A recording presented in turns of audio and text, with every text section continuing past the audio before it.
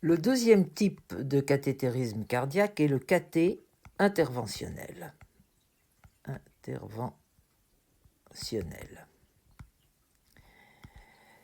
Il a vu sa naissance aux alentours de 1960 grâce à un médecin, Rashkind, R-A-S-H-K-I-N-D, qui a été le premier à montrer que par cathétérisme, on pouvait créer une communication interauriculaire. Nous reverrons au moment des transpositions des gros vaisseaux quelle était l'indication. Je vous ai cité son nom parce qu'il est toujours intéressant de voir le début d'une technique qui est, pour les années qui vont suivre, véritablement révolutionnaire. En effet, ce cathétérisme, alors je vous rappelle le cathé, donc on monte une sonde dans le cœur, par une voie veineuse, on atteint les cavités cardiaques. Une fois qu'on est dans le cœur, que peut-on faire? Eh bien, à ce jour, on peut agir de trois façons.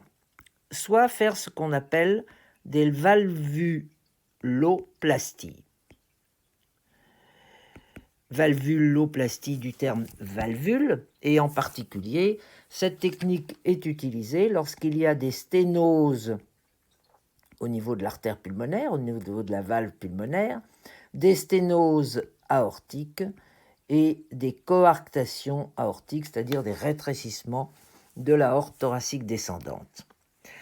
Quelle est la technique? Assez simple à comprendre. Vous avez ici un rétrécissement sur un vaisseau, que ce soit valvulaire ou que ce soit sur le vaisseau lui-même. On va introduire une sonde munie d'un petit ballonnet, mais qui, lorsqu'il passe, est fermé. Et on va réaliser l'inflation de ce ballonnet. Je refais mon artère, ma sonde, et ici, le ballonnet est dilaté et permet donc, vous le comprenez très bien, de repousser les deux berges et d'ouvrir la sténose. Parfois, pour maintenir cette sténose ouverte, on a recours à la mise en place d'un stent. C'est un mot que vous connaissez parce que c'est utilisé chez l'adulte dans les affections coronaires. C'est cette espèce de petit ressort élastique qui va maintenir l'ouverture qui a été provoquée par le ballon. Donc, ceci sont les valvuloplasties. Le deuxième geste qui a été fait, c'est la fermeture du canal artériel. Le canal artériel, c'est ce petit vaisseau qui doit disparaître à la naissance, qui relie l'aorte et l'artère pulmonaire. Nous le reverrons aussi lors du topo sur le canal artériel. Toujours est-il qu'il s'agit donc, aorte, artère pulmonaire, d'un petit vaisseau que nous voulons, voilà, si l'artère pulmonaire, que nous voulons obstruer parce qu'il est nuisible.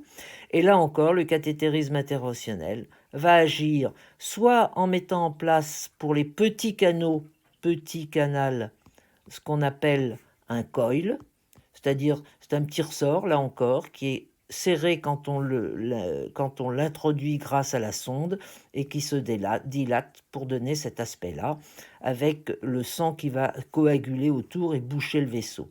Lorsque le canal est de taille plus importante, on sera obligé à ce moment-là de mettre un véritable petit bouchon. Nous le reverrons en temps et lieu. Enfin, le troisième geste tout à fait formidable, parce qu'il marche quasiment dans tous les cas, c'est la fermeture des communications interauriculaires par cette technique que je vous ai déjà décrite. Voici la communication interauriculaire. On rentre la sonde, comme ceci, à travers le trou. On déploie ici ce qu'on appelle une petite ombrelle. Ensuite, on va tirer.